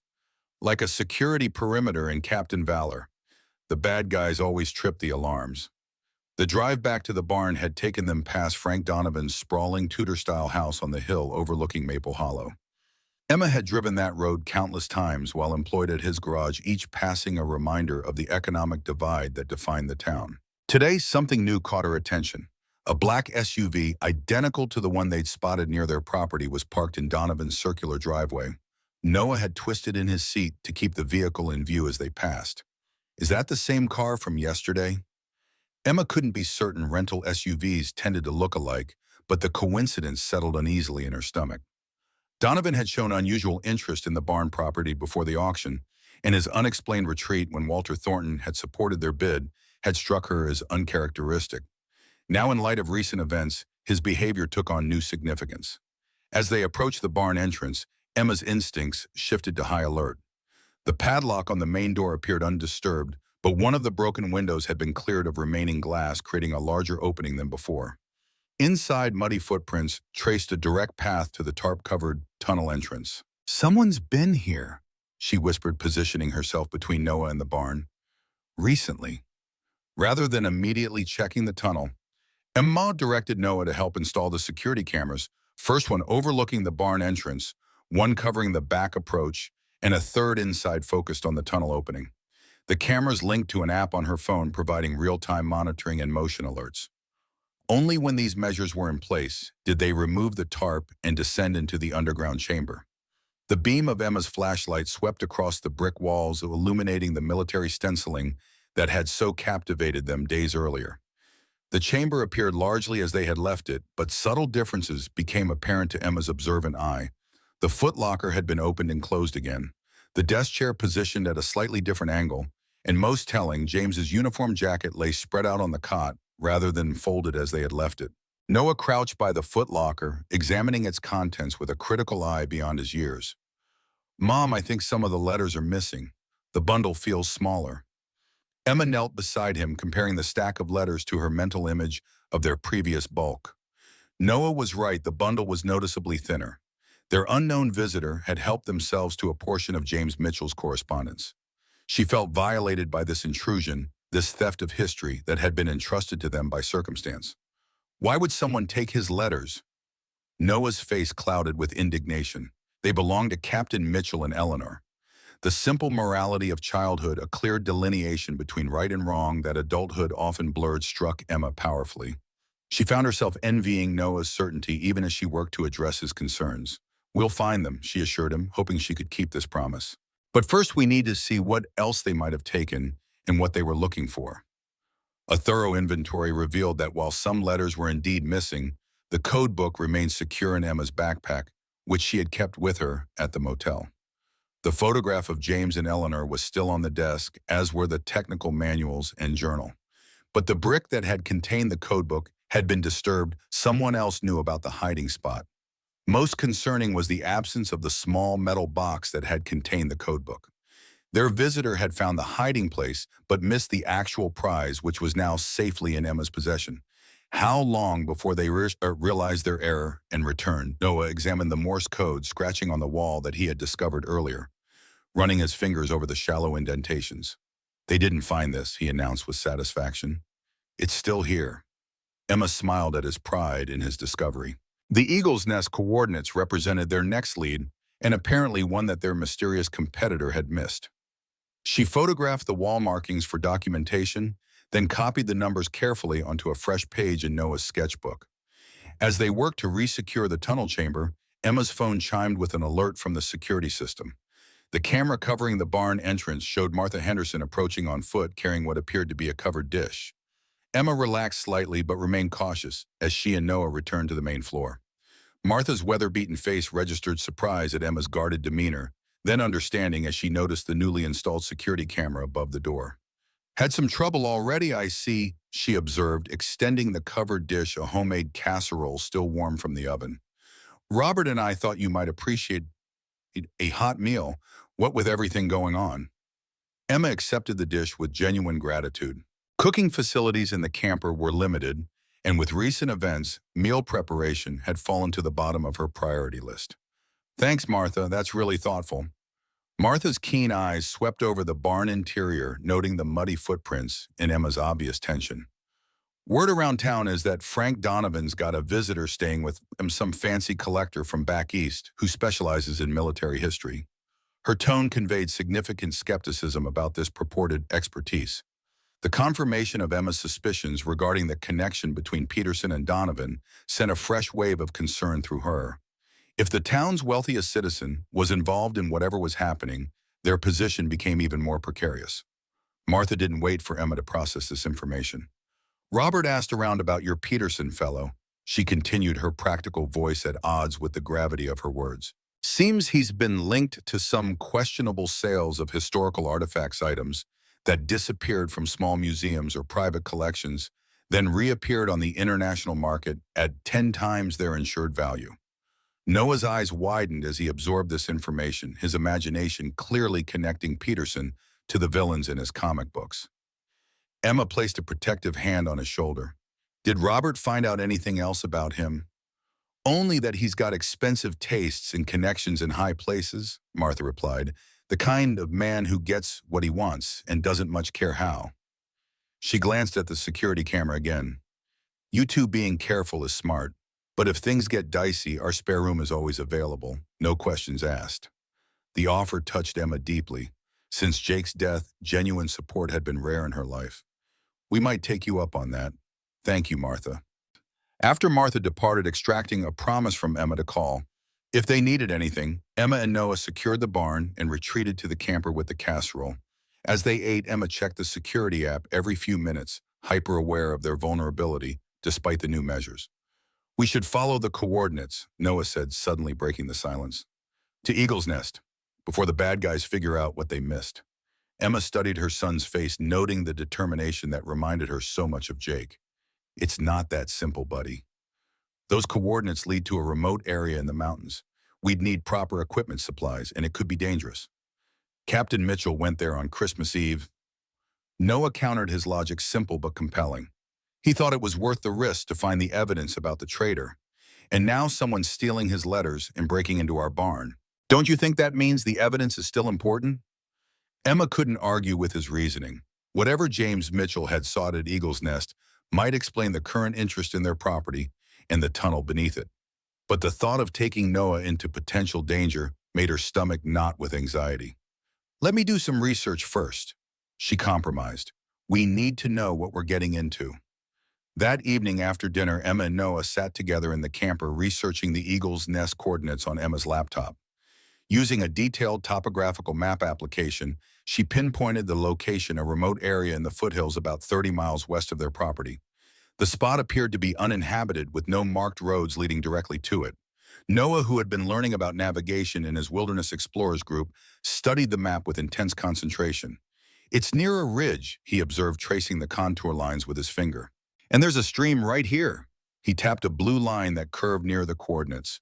"It would be a good place to hide something hard to get to, but with landmarks you could find if you knew what to look for." Emma was continually surprised by Noah's ability to extract meaningful information from seemingly abstract data. Where she saw just lines and numbers, he visualized the actual landscape, interpreting the terrain with an instinctive understanding that went beyond his years of education. Further research revealed that the area had been part of a larger property owned by the government during World War II, ostensibly as a forestry research station. Historical records showed minimal activity reported at the site, with the property sold to private owners in 1946. The current owner appeared to be a corporate entity registered in Delaware with no clear connection to local interests. All of this reinforced the likelihood that Eagle's Nest had indeed been part of the same covert military operation that had utilized the tunnel beneath their barn. Whether it had served as a secondary safe house, a communications post, or as James Mitchell's final letter suggested, a storage location for sensitive intelligence materials, remained to be discovered. Noah had fallen asleep on the small sofa, his sketchbook open beside him.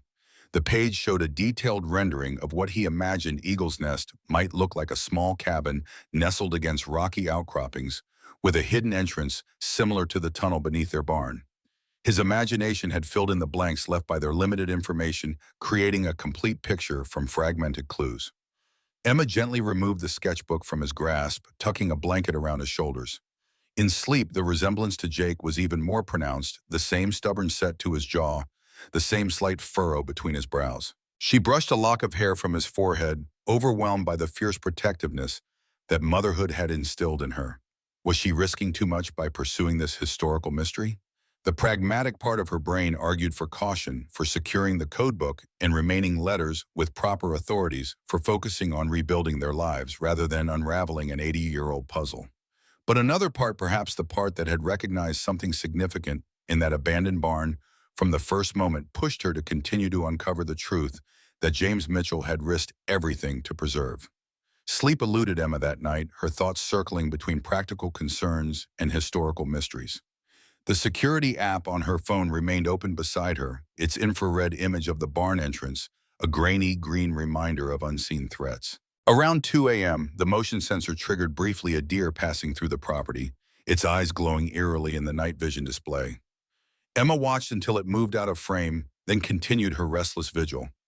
Dawn broke with the harsh clarity of a Montana autumn frost, silvering the overgrown fields surrounding the barn, the distant mountains etched against the sky so blue it almost hurt to look at it. Emma rose early, preparing for the day with quiet efficiency to avoid waking Noah. Her plan was to contact Walter Thornton again, seeking more specific information about Eagle's Nest before making any decisions. The old man's warning against exploring the site suggested he knew more than he had initially shared. His age made him a potential direct link to the events of 1944, not just a witness to their aftermath, but possibly a participant in their unfolding. Emma had just finished making a pot of coffee when her phone chimed with an alert from the security system. The camera covering the barn entrance showed a vehicle pulling up, not the black SUV they had observed previously, but a modest sedan that Emma recognized immediately as Walter Thornton's ancient Buick. The timing was uncanny, as if her thoughts had somehow summoned him. Emma watched through the camera feed as the old man emerged from his car, with surprising agility, leaning on his cane more for balance than support. He appeared to be alone, his tall frame silhouetted against the morning light. Emma woke Noah, who responded to the news of Walter's arrival with immediate excitement. He had taken an instant liking to the old man, drawn perhaps to the sense of history Walter embodied. They met him at the barn entrance, where he stood examining the new security camera with an approving nod. "Smart precaution," he acknowledged, "though it might be too late for that." Walter had not come empty-handed. He carried a leather portfolio tucked beneath one arm, its surface cracked with age. Without preamble, he explained that he had spent the night reviewing his father's journals and personal papers after their visit. What he had found had compelled him to seek them out immediately. Inside the barn, Walter laid the portfolio on an overturned crate that served as a makeshift table.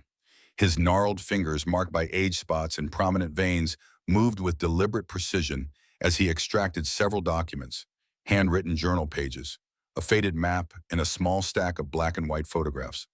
"I told you my father delivered milk to this barn during the war." Walter began, his voice steadier than his hands. "What I didn't tell you was that he was more involved than that. He was part of a local network of civilians who assisted with certain sensitive operations.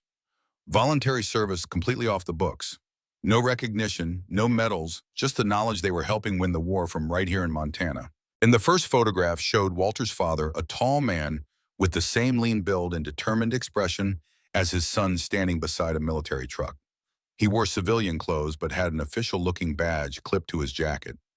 "My father's job was simple: on paper deliver, supplies observe, but don't engage, report anything unusual through established channels. In reality, he became something of a confidant to your Captain Mitchell during those months of isolation. The young officer had few people he could talk to, trusted people, that is. My father was one of them. Walter spread out the journal pages, each filled with neat, compact handwriting.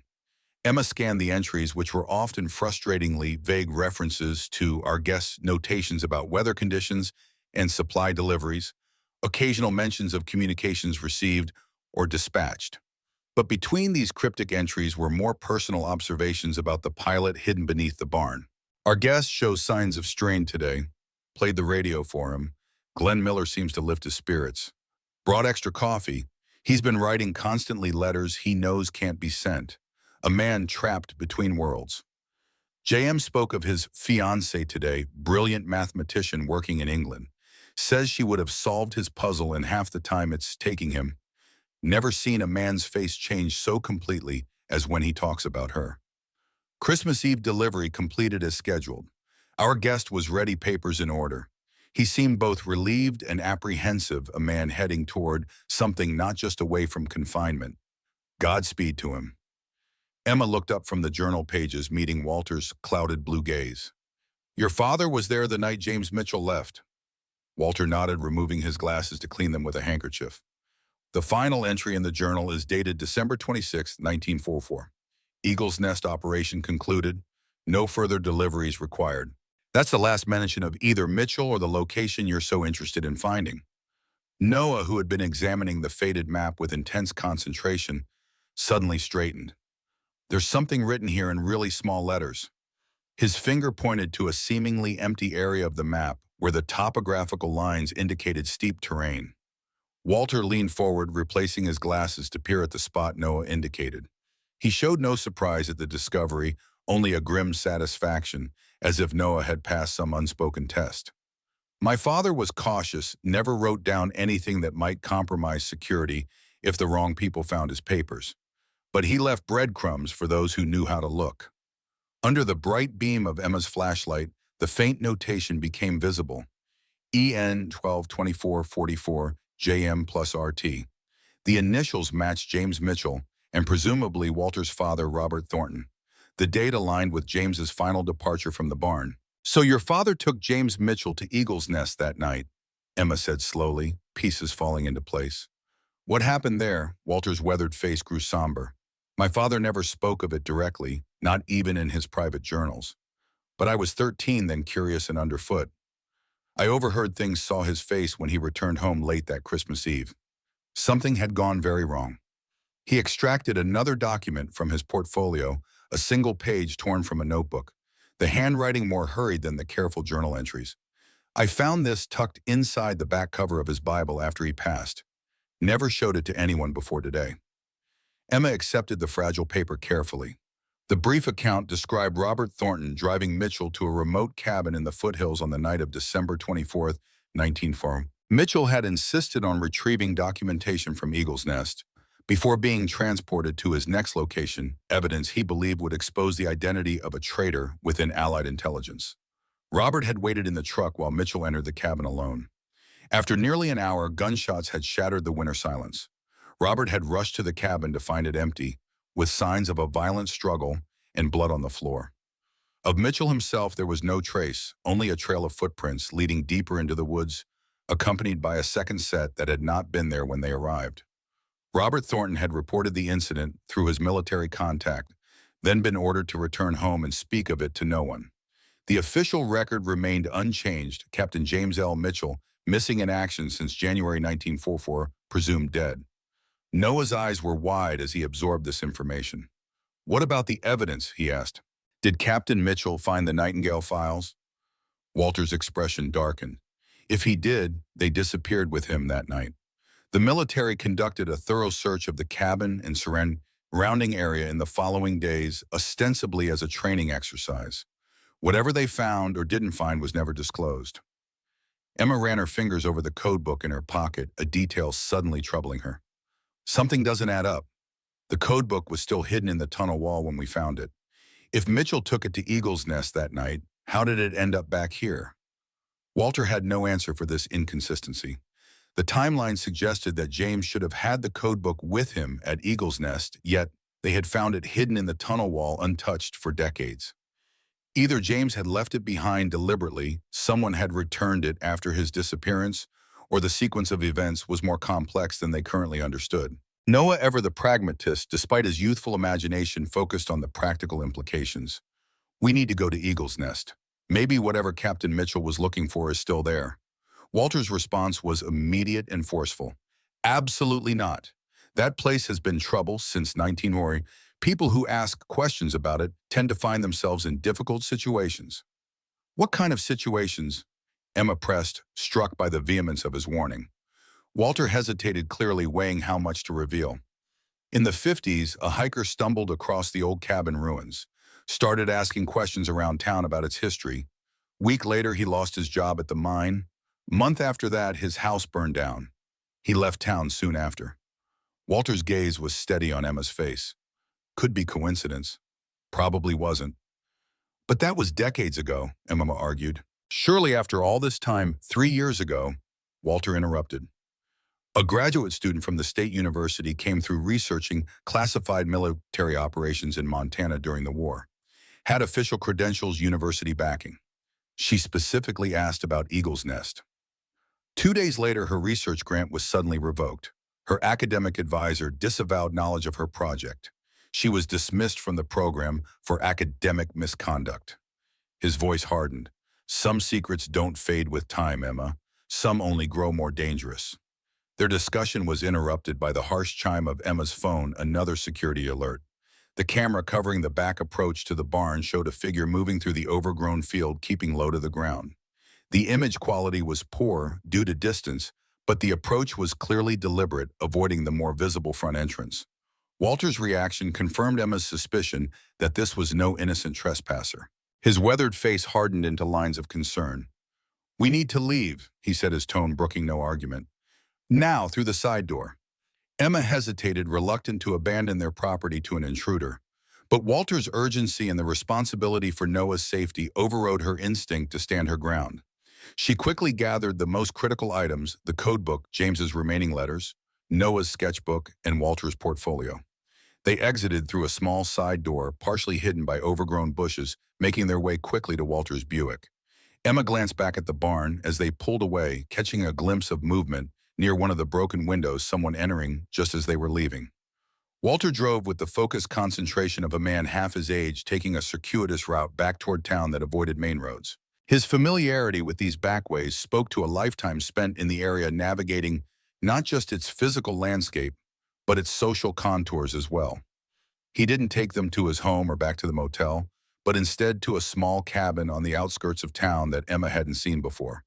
The structure was well maintained, but deliberately unobtrusive, set back from the road and partially screened by pine trees.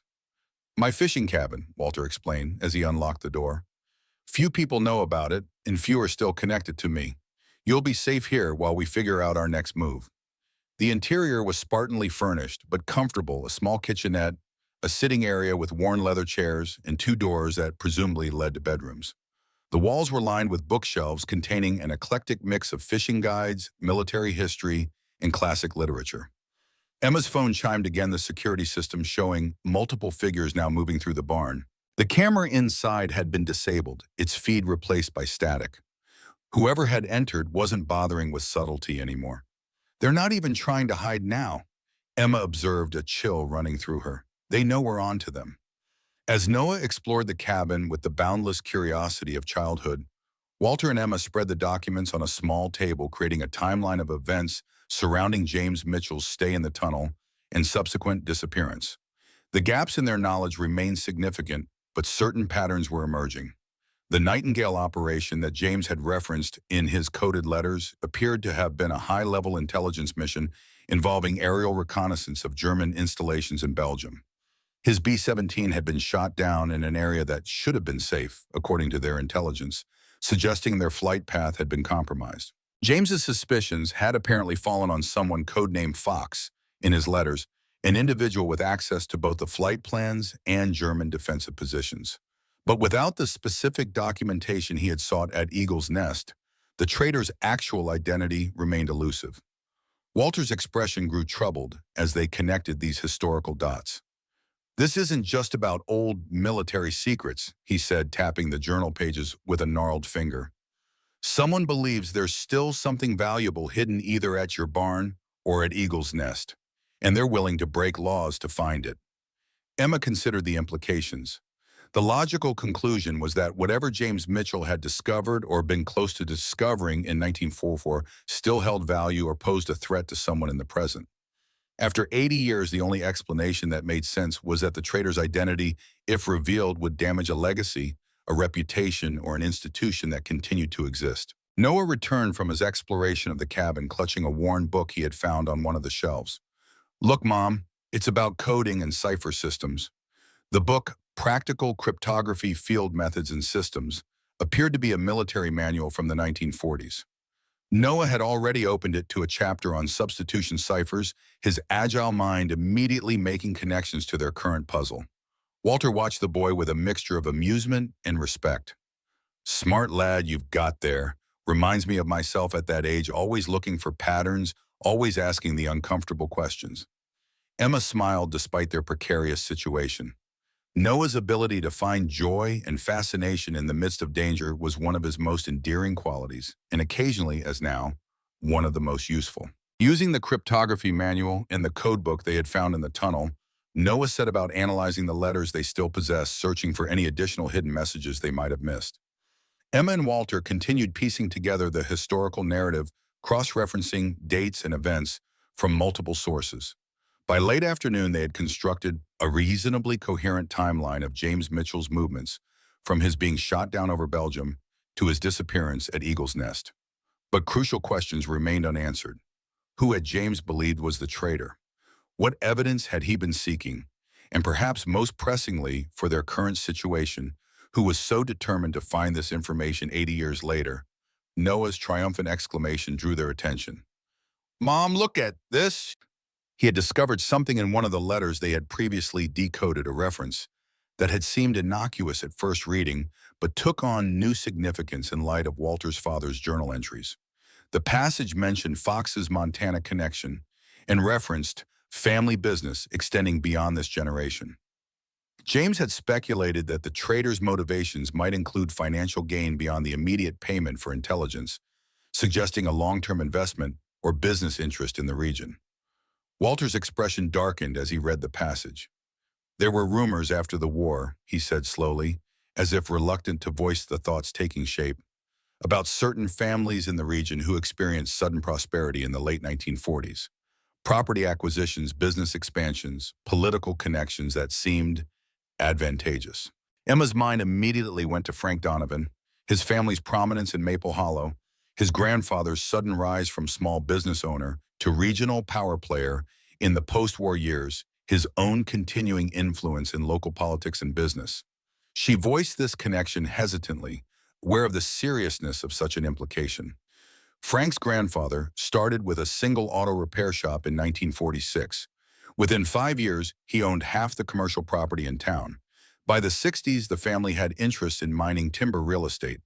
Now the Donovans practically own Maple Hollow.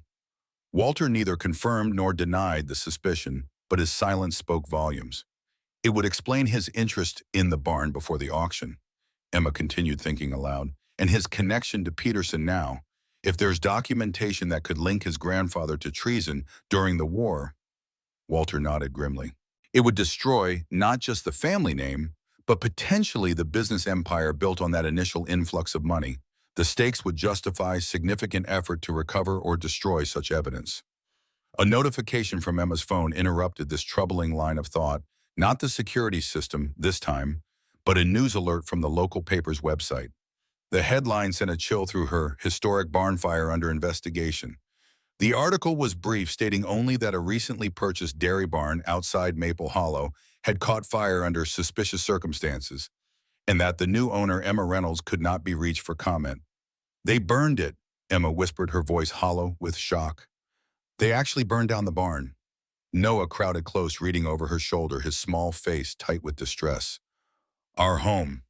The tunnel too, most likely," Walter said grimly. "Fire would destroy the Morse code on the walls, eliminate any traces of James Mitchell's presence that remained. Thorough, efficient." Emma's hands trembled as she lowered the phone. The barn that had sheltered her dreams of independence, that had protected James Mitchell's secrets for 80 years, that had offered Noah his first real sense of home since his father's death, reduced to ashes to eliminate evidence and perhaps to send a message. The destruction of the barn represented a significant escalation. If Donovan Peterson or whoever else might be involved were willing to commit arson to protect their interests, what other lines might they cross? The safety that Walter's fishing cabin had seemed to offer suddenly felt more tenuous. Walter reached across the table to cover Emma's trembling hand with his own, the paper-thin skin cool against her flushed palm. "They've shown their hand now," he said, his voice steady despite the gravity of the situation. "And in doing so, they've confirmed that whatever James was protecting is worth destroying property to keep hidden. That makes our course clear." Noah looked between the adults, his young face solemn but determined. "We have to go to Eagle's Nest. We have to finish Captain Mitchell's mission." The simplicity of his statement cut through Emma's shock and anger. He was right. They had come too far, lost too much to abandon the search now. Whatever documentation James Mitchell had sought at Eagle's Nest might be their only leverage against those who had just burned down their home. Walter's weathered face reflected reluctant agreement. "If we're going to do this, we do it right." He pulled a county map from his portfolio, spreading it on the table. "There's a Forest Service road that gets within 3 miles of the coordinates. From there, it's rough country, no marked trails, steep terrain. But I know it. My father took me hunting in those hills when I was not much older than Noah." Emma studied the map, mentally calculating what they would need for such an expedition. Proper hiking boots, which neither she nor Noah currently possessed. Cold weather gear, as the mountains could see snow even in early autumn. Food, water, first aid supplies. And perhaps most importantly, a weapon for protection, not just against wildlife, but against those who had already demonstrated their willingness to destroy property to keep secrets buried. Walter seemed to read her thoughts. "I have what we'll need," he assured her. "Been preparing for something like this most of my life, though I hoped it would never come to pass." Emma raised an eyebrow at this statement, which hinted at decades of vigilance she hadn't previously suspected. Walter offered a tight smile in response. "When my father told me what happened at Eagle's Nest that Christmas Eve, he made me promise something. If anyone ever comes asking about James Mitchell, or that night," he said, "you help them find the truth. Some debts outlive the men who owe them." The simple loyalty of this promise, spanning generations, honored, despite risk, moved Emma deeply. Walter had been carrying this obligation for most of his life, waiting for the moment when someone would unearth James Mitchell's story and need guidance to complete what the missing pilot had begun. They spent the remainder of the afternoon and evening preparing for the expedition, Walter producing supplies from various storage areas within the cabin, clearly stocked for more than just fishing trips. Emma contacted the Hendersons using the prepaid phone, informing them of the barn fire and their safety without revealing their location. Martha's response was immediate and practical. They would keep watch on the property and report any suspicious activities to the county sheriff, who was Robert's second cousin and more trustworthy than the town police chief. As night fell, Walter retreated to one bedroom while Emma and Noah took the other. Noah fell asleep quickly despite the day's tensions, but Emma lay awake, her mind racing through contingencies and worst-case scenarios. The codebook remained secure in her backpack, which she kept beside the bed like a talisman. Whatever happened in the coming days, this tangible link to James Mitchell's mission would stay with her. Through the thin walls, she could hear Walter moving about in his room drawers, opening and closing, the soft metallic sound of what might have been a gun being checked and loaded. The old man was preparing for trouble, expecting resistance rather than merely difficult terrain. Emma stared at the ceiling, wondering how her search for independence had led her into what felt increasingly like a covert operation. She had purchased the barn to build a business to create stability for herself and Noah. Instead, she had uncovered an 80-year-old mystery that had already cost her that very property and now threatened to entangle them in dangers she could only partially anticipate. Yet beneath these practical concerns ran a deeper current of purpose. James Mitchell had been declared missing in action, his true fate unrecorded, his mission uncompleted. Eleanor Winters had died never knowing what had happened to the man she loved. Walter's father had carried the secret of that Christmas Eve to his grave, passing only the obligation of truth to his son. These strands of unfinished lives had somehow become entangled with her own, creating a responsibility that transcended her personal concerns. Noah stirred in his sleep, mumbling something about airplanes and secret codes. Emma smoothed his hair back from his forehead, marveling at his resilience. Despite all they had been through, Jake's death, financial struggles, now the loss of their barn, and the dangers they faced, Noah maintained a core of optimism that sustained them both. In his world, good always triumphed over evil, mysteries were solved, and heroes completed their missions against all odds. Tomorrow they would venture into the mountains, following the coordinates that had been scratched into a tunnel wall 80 years ago by a man fighting a secret war. What they might find at Eagle's Nest, if anything remained at all, was uncertain. But the pursuit of truth had its own momentum, now carrying them forward into whatever awaited among those remote foothills. Outside the cabin window, stars punctuated the Montana darkness with cold clarity, the same stars that had witnessed James Mitchell's final journey into the mountains on that long-ago Christmas Eve. Eagle's Nest waited in the wilderness, holding its secrets close until tomorrow, when they would at last uncover what had been buried for nearly a century.